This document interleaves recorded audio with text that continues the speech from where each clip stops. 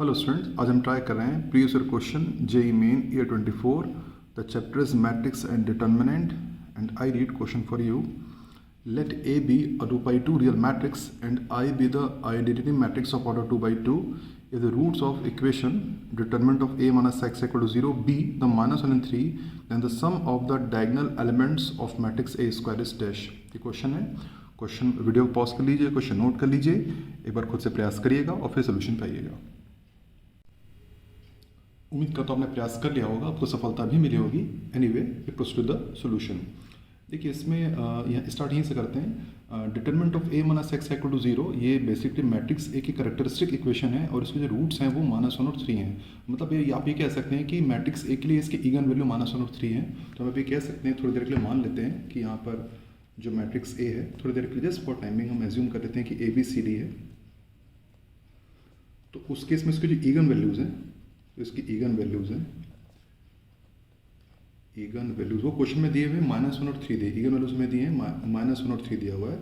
और जो again values का या फिर इनके जो सम होते हैं वो होता है ट्रेस ए. तो प्रॉपर्टी जो होती है वो होती है, आप कह सकते हैं, ट्रेस ऑफ मैट्रिक्स ए जो होता है वो होता है सम ऑफ ईगन वैल्यूज. ये होता है आपका सम ऑफ ईगन वैल्यूज या फिर रूट्स ऑफ कैरेक्टरिस्टिक इक्वेशन, जो भी आप कह सकते हैं. दोनों का मतलब एक ही होता है. आप ईगन वैल्यू बोलिए या आप बोलिए रूट्स ऑफ कैरेक्टरिस्टिक इक्वेशन, दोनों का मतलब एक ही होता है.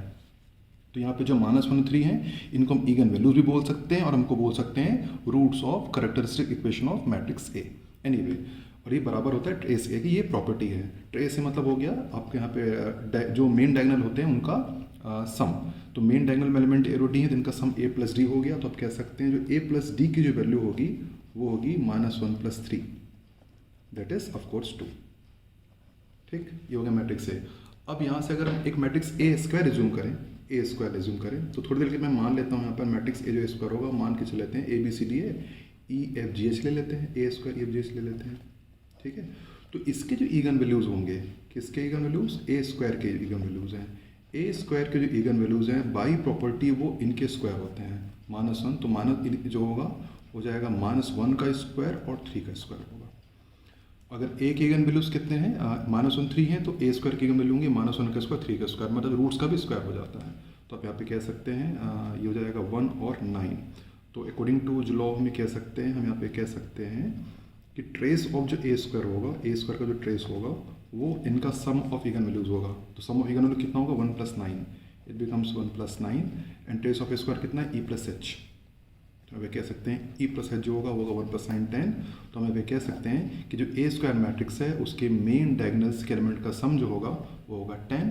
And that was our question, the sum of the diagonals of elements of matrix a square is dash. The answer is 10. इस प्रॉपर्टीज हमने सॉल्व किया है. Thanks for watching this solution.